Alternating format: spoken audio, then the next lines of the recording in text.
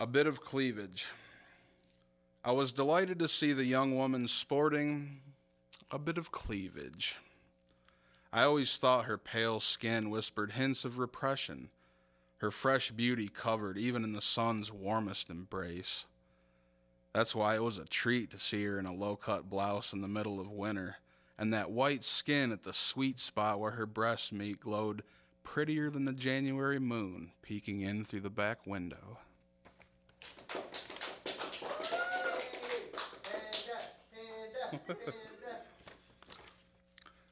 Here's a little piece about my Catholic upbringing. It's called Holy Water.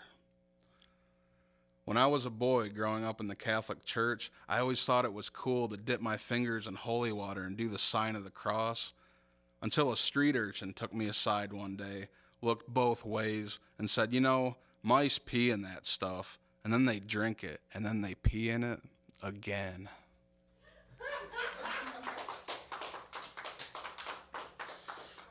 But I'd hate to hear what he'd have to say about, going into the confessional. This one's called Between Light and Darkness.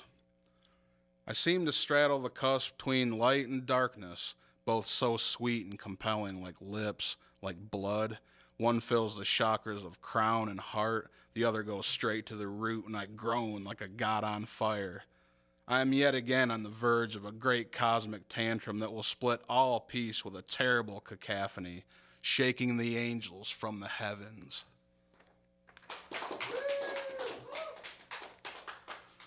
Without you, I have no recourse but to open the gates of hell upon this earth, to conjure the nasty, to unleash upon humanity a bloodstorm of words, the fruit of which shall insinuate itself deep within the psyche to lay its rank spore of cancer.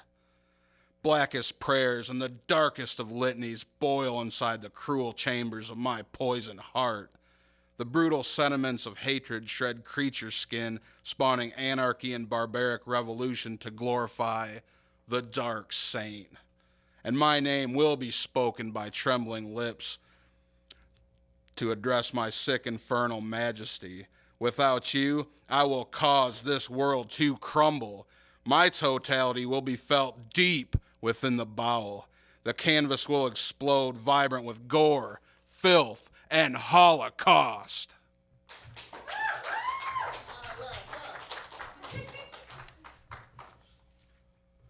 Yeah, I like to think of that piece as, kind of a little poem about, not being able to let go. But whatever.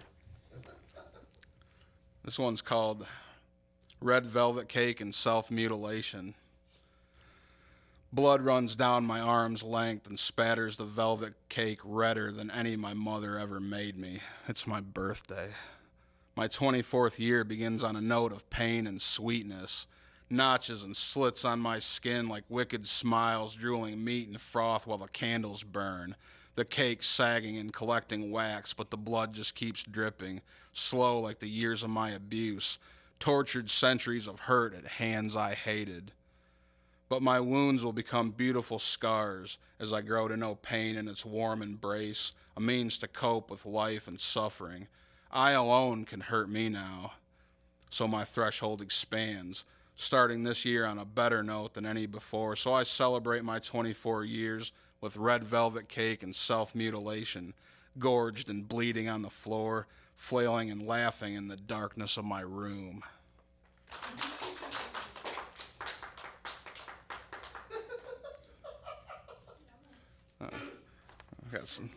Somebody got a chuckle out there. This one's called He Killed His Own Eyes.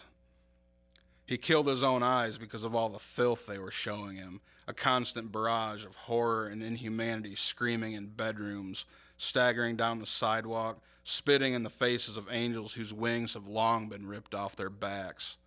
He killed his own eyes with whiskey and welding rods, slamming cheap bourbon like the blood of Jesus while administering the flash to his tight lids, screaming at first, then succumbing to the pain that he knew to be necessity.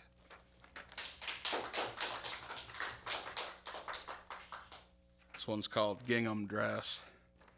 So I put on a cute little gingham dress. Yeah, that's right. That's what I do when I'm under some stress.